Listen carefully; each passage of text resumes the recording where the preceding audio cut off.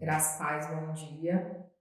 Estamos aqui mais uma vez nessa nossa escola bíblica dominical e hoje estaremos dando continuidade à segunda parte sobre as 7 igrejas do Apocalipse. O livro de Apocalipse, muitos têm uma visão enigmática, né? Um livro que às vezes as pessoas nem leem com medo de se confrontar com o futuro, né? E o livro de Apocalipse ele não é um livro destinado a isso, apesar de trazer essas revelações, ele vem justamente, Jesus dá a visão a João para que ele venha escrever as igrejas que viviam naquela época. Naquela região da Judéia, lá de Jerusalém, Israel hoje, havia mais de 10 cidades importantes onde havia igrejas implantadas. E Jesus ele vem revelar a João as 7 igrejas, né, que nós vemos no livro de Apocalipse.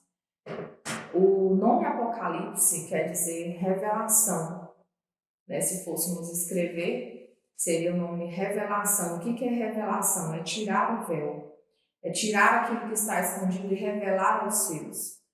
Quando Jesus toma ali João em visão e pede para que ele escrevesse aquilo, ele estava tentando mostrar que ele, apesar de ter morrido e ressuscitado, ele não era mais aquele menino de Belém.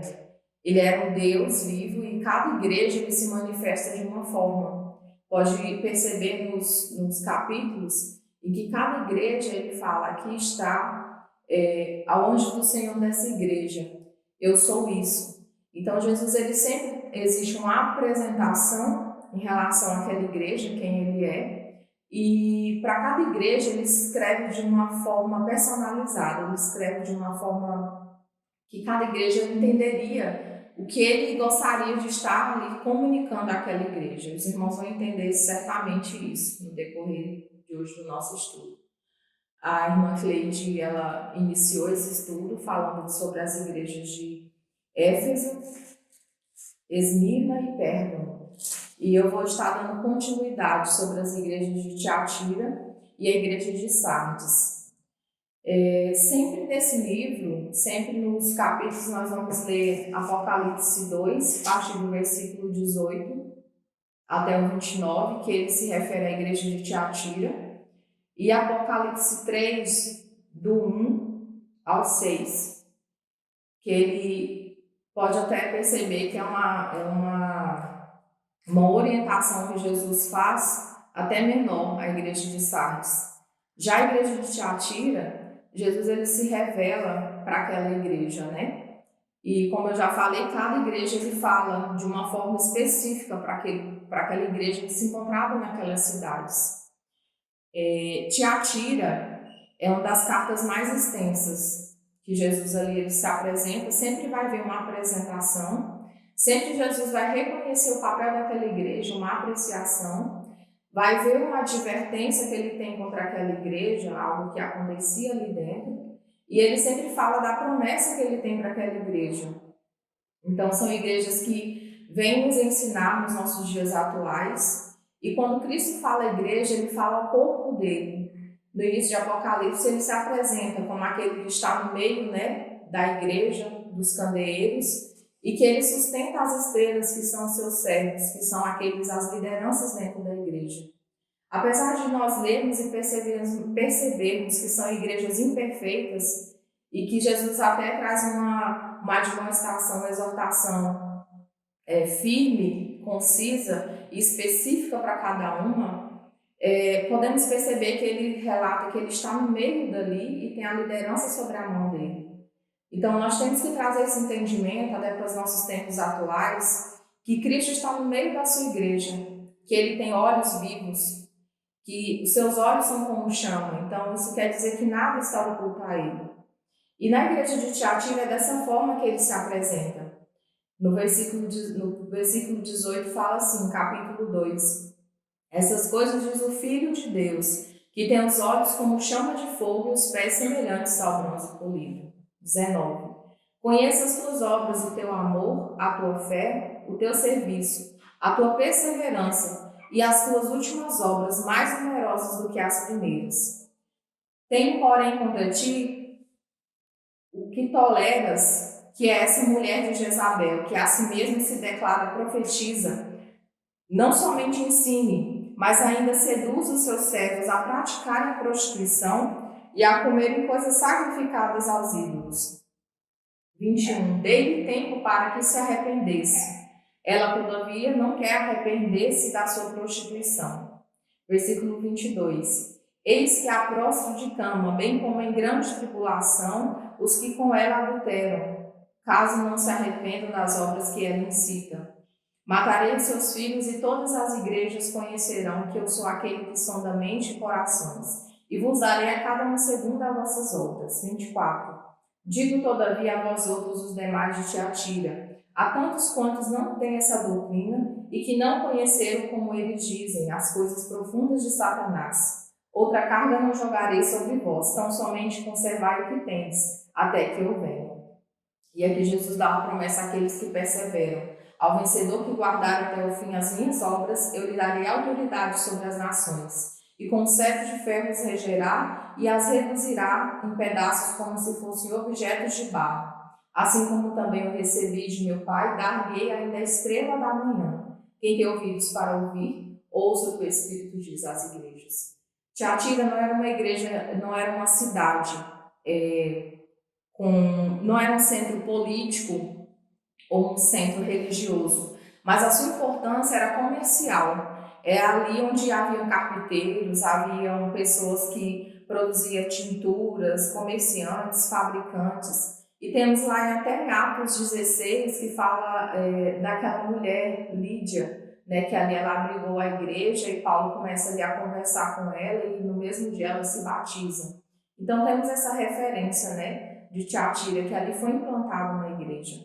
Essa cidade, como a rota era comercial e eles se reuniam em formas de associações. Tem traduções, tem livros que trazem como grêmios, mas acho que o que melhor simboliza para nós são os sindicatos, que é algo mais atual para a nossa vivência.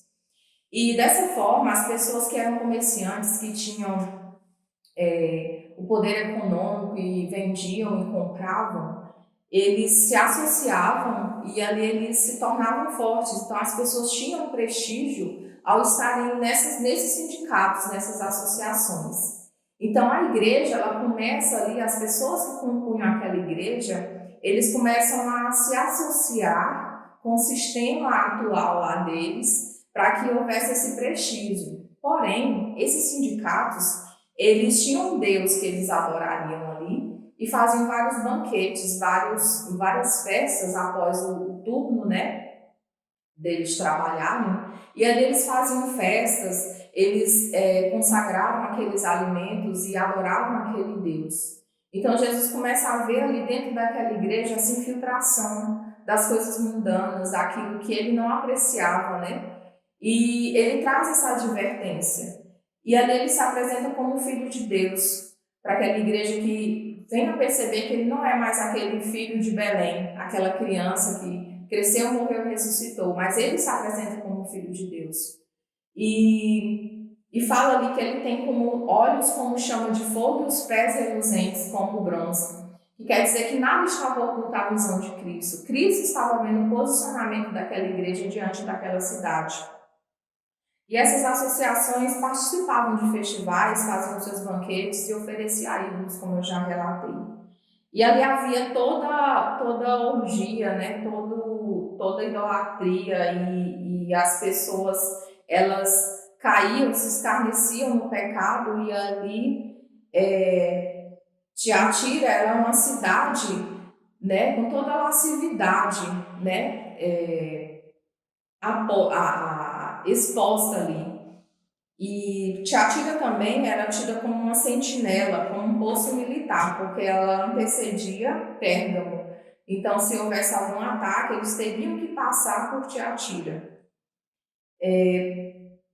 Jesus ali, ele fala a essa igreja que conhece as obras, conhece o amor, conhece a fé, o serviço, perseverança e as últimas obras são mais numerosas do que a primeira. Então ele traz ali um elogio, ele traz aquela igreja, né, que conhece as obras e até compara que as obras de Tiatira é como Éfeso, né? Éfeso também tinha obras, tinha serviço, tinha perseverança, e Tiatira até tinha mais obras do que Éfeso.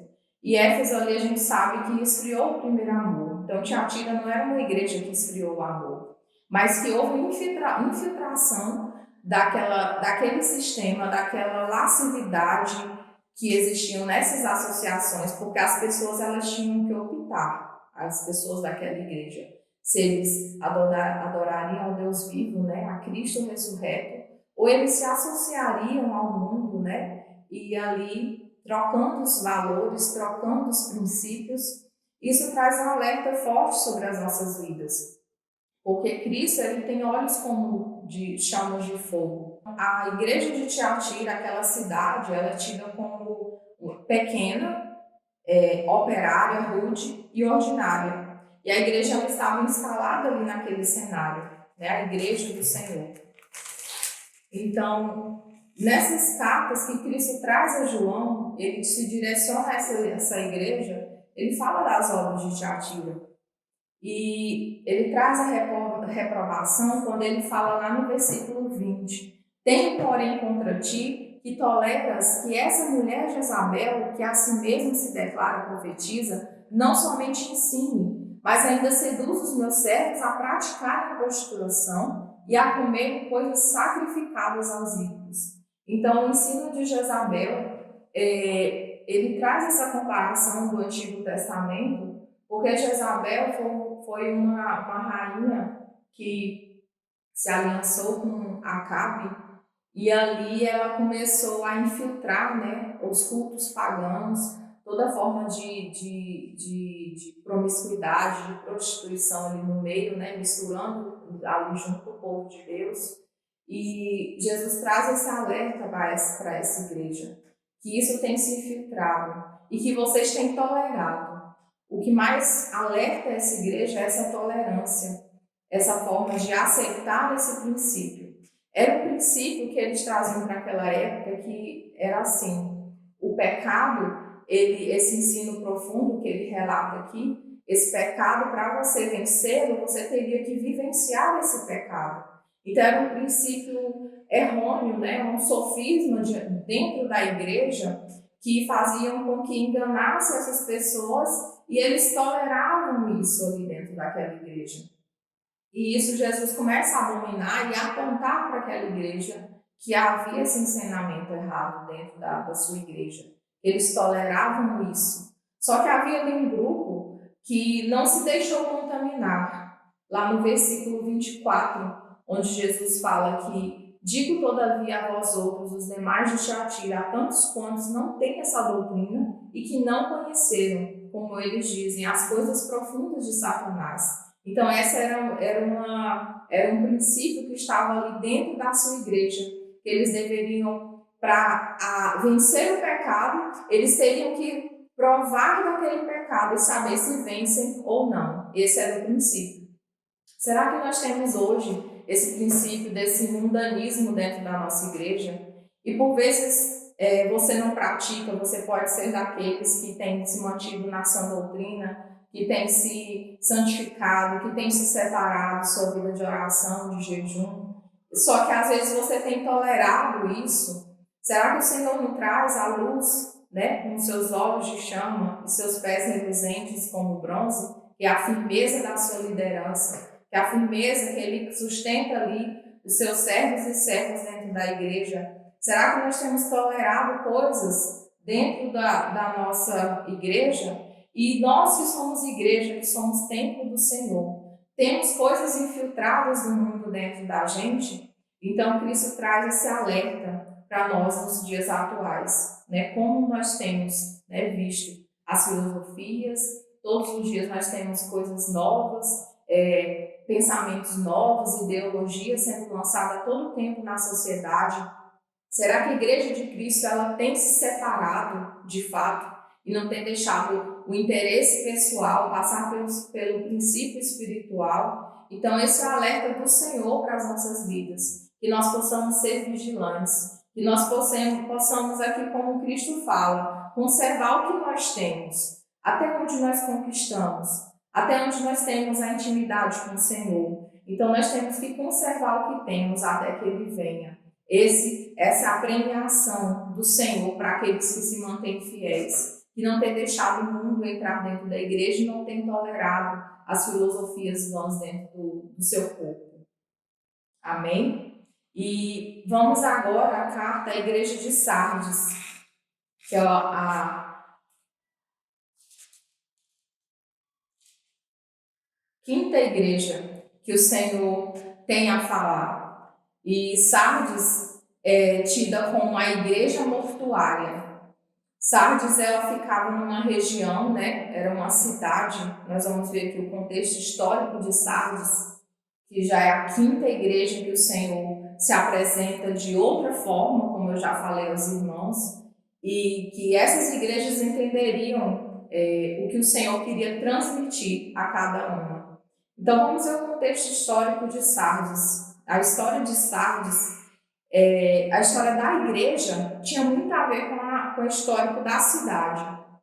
Sardes é a quinta cidade, quinta igreja que o Senhor se direciona. Era uma glória que Sardes tinha por possuir uma cidade toda cercada de muralhas, né? E eles faziam ali ainda valas ao redor dessa muralha para que nenhum inimigo tomasse ali posse daquela cidade, né? E era uma cidade fortificada. Então, fortificada. O povo de Sardes, eles tinham a glória de se sentirem imbatíveis, né? Seria uma cidade que nunca ninguém entraria. E eles se sentiam inabaláveis, eles tinham essa firmeza no coração deles. Só que havia precipícios íngremes que protegiam a cidade. E seus habitantes se orgulhavam e eram até arrogantes e autoconfiantes, por achar que nunca o inimigo poderia entrar na cidade e conquistá-la.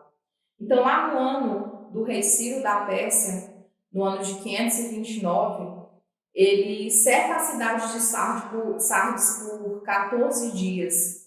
E eles acham um buraco que eles poderiam entrar, né, nessa muralha. Era o que? Um lugar vulnerável. Um lugar que era brecha ali para eles entrarem e conquistar a cidade lá dentro. Então, eles vão lá e tomam essa cidade. Mais tarde, no ano de 218 a.C., o Antíoco Epifânio dominou a cidade da mesma forma. Então, já é o segundo ataque que essa cidade tem por essa brecha, por esse buraco. E eles devido que a sua autoconfiança, a sua falta de vigilância dos habitantes, já foi a segunda conquista ali dentro dessa cidade. E era uma cidade muito gloriosa, muito fortificada, ficava em alto monte, né?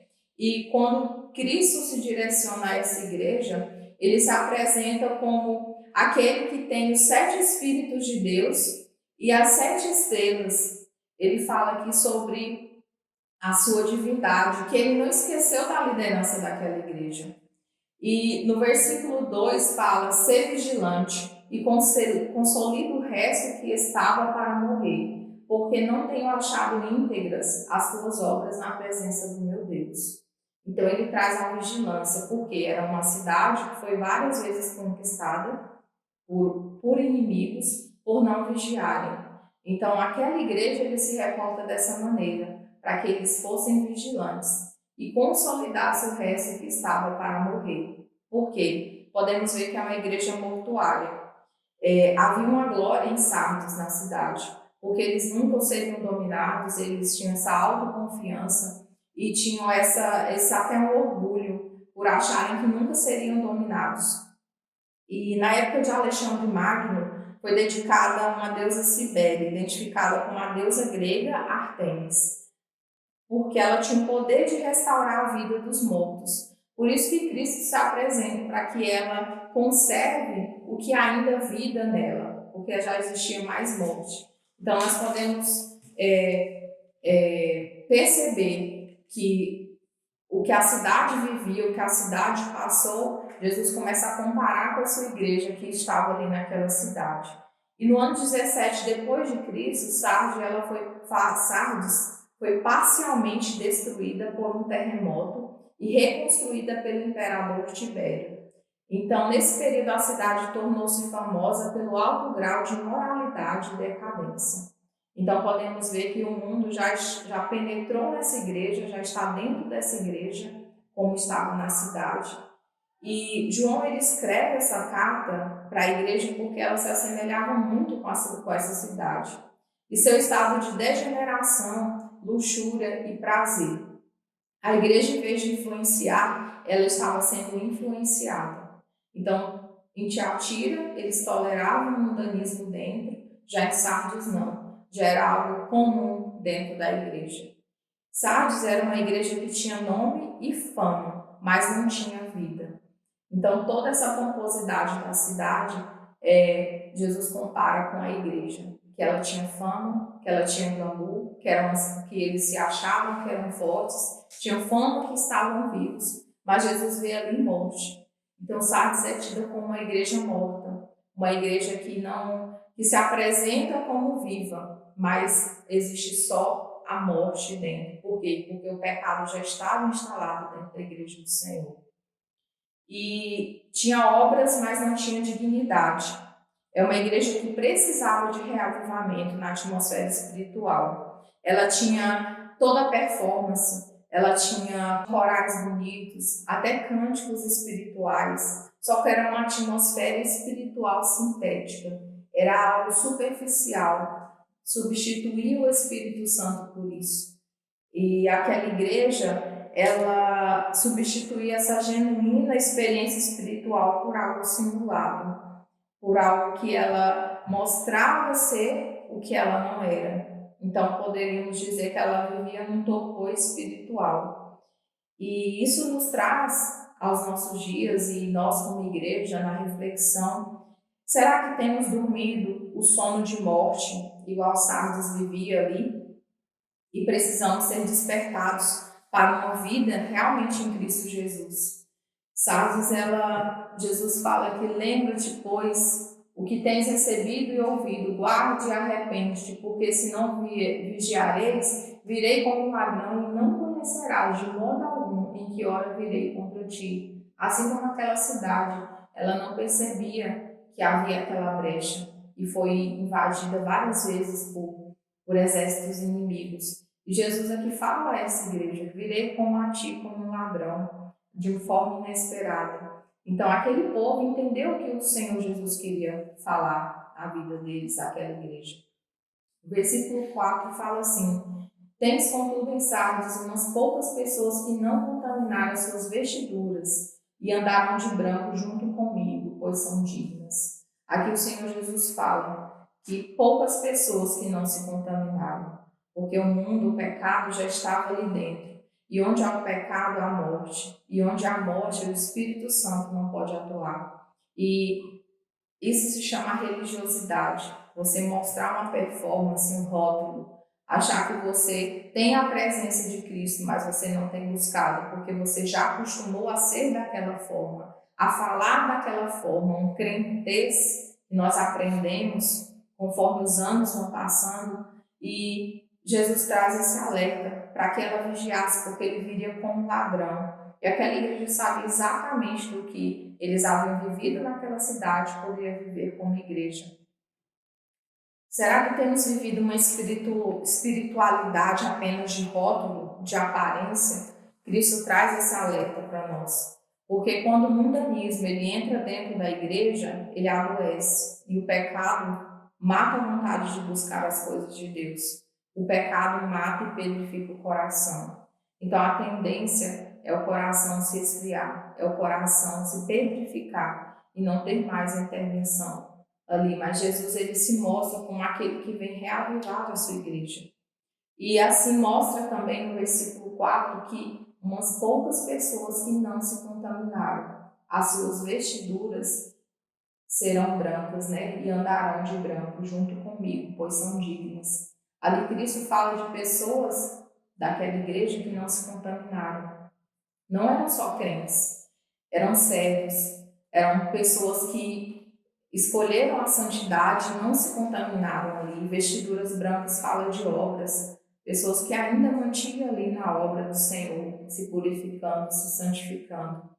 Então, não eram só bons crentes, mas eram verdadeiros cristãos que se mantiveram, se posicionaram ali naquela igreja e não deixaram que aquela cultura, que aquele egoísmo, aquela autoconfiança, até egocentrismo, né, entrasse em seus corações.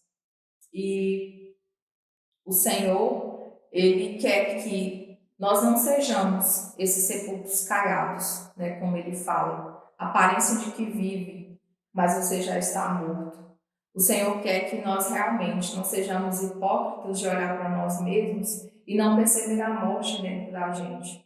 Ele quer que a vida dele flua naturalmente da sua igreja e que essa igreja seja uma igreja que prevalece, uma igreja que faz a diferença, porque vestiduras fala de obra, de obras, e aquela igreja ela não havia se corrompido, né? E alguns não deixaram a corrupção, né, tomar de conta. E Jesus proclama 3 imperativos para aquela igreja. Ele fala urgentemente para ela voltar à urgência da palavra. Hoje nós vemos que as igrejas, em geral, a igreja do Senhor na terra, ela carece da palavra de Deus, a verdadeira essência da palavra. Hoje prega-se mais sobre um Deus que te favorece, um Deus que faz, não que Deus não deixe de fazer e de abençoar os seus filhos, mas a ênfase do Evangelho não é essa. Nós não temos que perguntar nada com Deus, nós temos que servir a Deus em amor, como esses profetas, como esses apóstolos serviram. E que nível nós temos estudado a palavra do Senhor? Como nós temos nos posicionado diante da palavra do Senhor? Porque não é só estudar e ler, mas praticar a palavra, praticar o que já sabemos. Esse é o grande alvo do Senhor, em nós voltarmos urgentemente à sua palavra, ao Evangelho da cruz. O segundo imperativo de Cristo para aquela igreja é que ela venha vigiar, que a sua vigilância espiritual seja algo constante, vigiar em todos os aspectos, né? E fala que a palavra do Senhor sempre fala que nós devemos fugir de lugares, de situações, pessoas que podem ser laço para os nossos pés. Nós temos que sair dessa zona de conforto, nessa zona que um pecado, se você tolera, o pecado não é assim mesmo, esse relativismo, né, que tem permeado dentro da igreja. Nós temos sempre que vigiar nossos atos, do que falamos, nosso coração, como está. E o terceiro imperativo do Senhor para aquela igreja é para que ela volte à santidade, né? E ali fala que alguns não se contaminaram. E Jesus dá a promessa que eles se vestiriam de vestiduras brancas e de que modo nenhum apagaria o seu nome do livro da vida. Pelo contrário, ele confessaria o seu nome diante do Pai e diante dos seus santos. Quem tem ouvidos para ouvir, ouça o que o Espírito diz às igrejas. Então o Senhor fala àquela igreja que ele tem promessas de vestiduras brancas, que são para aqueles que não se deixaram contaminar pela corrupção, pelo paganismo, pelo mundanismo, pelo orgia ao pecado, e ele alerta aquela igreja em voltar à santidade. E o Senhor tem promessa para os seus filhos. O Senhor tem promessa para cada um que serve de fato e de coração. E esses alertas a essa igreja traz para nós como cristãos, para nós nos autoanalisarmos e percebermos onde temos caído, onde temos pecado, onde temos deixado a palavra do Senhor, onde temos deixado de vigiar, onde temos deixado que a santidade do Senhor não venha ser uma prática nas nossas vidas. E Jesus sabe quem somos, não adianta. Nós podemos ter várias performances de palcos, de cultos, de plataformas, hoje nós vemos isso, mas o Senhor conhece a gente nos bastidores, é Ele quem vê, é Ele que tem os olhos como chama de fogo, e diante dele nós não podemos ocultar nada. E Ele sabe quem somos, como estamos e do que nós precisamos. Será que nós precisamos dessa purificação das vestes? O que nós temos precisado nesses dias? E o Senhor tem essa promessa que jamais apagaria o nome, né, dessas pessoas que guardaram do livro da vida. Às vezes nós temos nome no rol de membros da igreja, mas será que o nosso nome continua ainda no livro da vida? Porque se Jesus traz esse alerta, é porque pode ser apagado. Então nós devemos sempre estar vigilantes, como a igreja de Sardes é alertada. Vigilante nesses dias onde nós temos colocado o nosso coração, onde nós temos buscado, onde nós temos guardado e onde nós temos buscado a nossa santidade. O que tem nos contaminado? O que tem nos deixado lá em Éfeso o amor esfriar? Como Esmirna, uma igreja que era perseguida, porque o diabo não conseguiu penetrar naquela igreja, mas ele veio com ataques externos. Já a igreja de Tiatira, Satanás começou a ingerência de dentro para fora, e como Sardes já havia implantado ali o pecado, que possamos estar vigilantes, tementes, porque o fim nós já sabemos que está próximo. Mas o que o Senhor espera que ainda nós façamos até que esse fim venha? Eu encerro aqui essa palavra, deixo esse pensamento não só aos irmãos, mas a todos, a mim principalmente, e agradeço a Deus pela oportunidade de conhecer mais a palavra dele, de se aprofundar nisso. E isso venha trazer frutos de arrependimento sobre as nossas vidas, e possamos ser crentes, não por título, mas ser de fato, andar em novidades de vida como o Senhor espera sobre as nossas vidas. Eu agradeço, que o Senhor nos abençoe, que o Senhor nos guarde e que essa palavra venha falar ao seu coração. Peça ao Espírito Santo de Deus para trazer luz sobre as nossas trevas e assim o Senhor nos iluminará e seremos aqueles cristãos que realmente servem ao Senhor de coração e que mantêm as obras, que mantêm aquilo que já conservamos, que conservamos aquilo que já conquistamos e que o nosso nome não seja apagado do livro da vida. Amém. Graça e paz.